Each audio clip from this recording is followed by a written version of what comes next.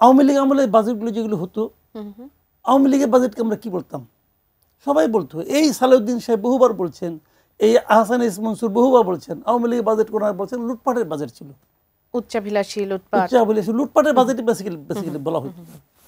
ওই বাজেটের সঙ্গে আপনি নিয়ে আসেন এই বাজেটেরটা, দু একটা ফিগারের পার্থক্য ছাড়া আর কোনো পার্থক্য নেই। সব মিলে মাত্র ৭,০০০ কোটি টাকা কম।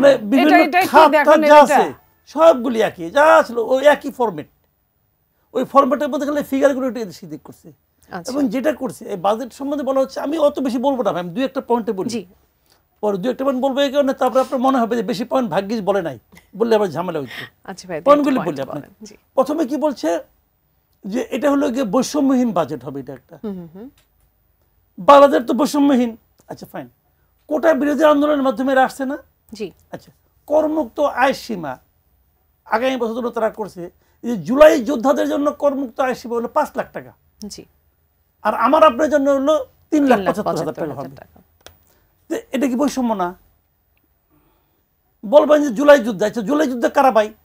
10 মাস হয়ে গেছে, আপনি এখনো জুলাইয়ের আন্দোলনে কতজন মারা গেছে এইটাই করতে পারেন নাই, এই লিস্টই করতে পারেন নাই পর্যন্ত।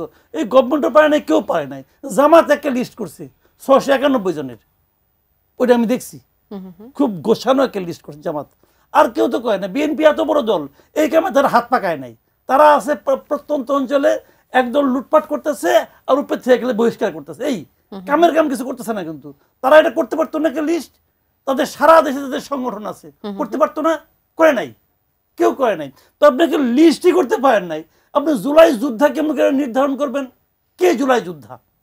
যে রাজপথে যে মিছিল করছে সেই জুলাই যোদ্ধা? রাজপথে মিছিলটা করে নাই কে? সানবিট সব দিবে সামাল। সানবিট ম্যাজিক প্রেস ডিশওয়াশিং এর মাথা ঘোরানো সলিউশন। সবাই করছে, করে নাই কে বলেন আপনি আমারে? সবাই করছে, গৃহবধূও করছে, ছোট ছোট বাচ্চারাও করছে, আমার ফ্যামিলিতে অনেকে গেছে, আমি নিজে দেখছি। এসএসসি পরীক্ষার সামনে তার হাত ধরে তার মা চলে গেছে, আমার ছোট ভাইয়ের বউ গেছে, মিছিলে গেছে। অনেকে আতঙ্ক বোধ করছে, এই তো ওরে নিয়ে গেলে সামনে তোর পরীক্ষা যদি কিছু হয় হইলে হবে। এই সাহসটা তখন এই দেশের মানুষ কোথায় পাইছে? নিজেদের যে অন্তর্গত ক্ষোভ ওই সরকারের প্রতি, তার বই প্রকাশ ছিল ওইটা। তো জুলাই যুদ্ধে কে না এই মুক্তিযুদ্ধের তালিকা করে নাই? এরকম একটা ধান্দাবাজি আর একটা মানে শুরু হয়েছে। এর নাম বৈষম্য, এর নাম বৈষম্য বিরোধী বাজেট। এটা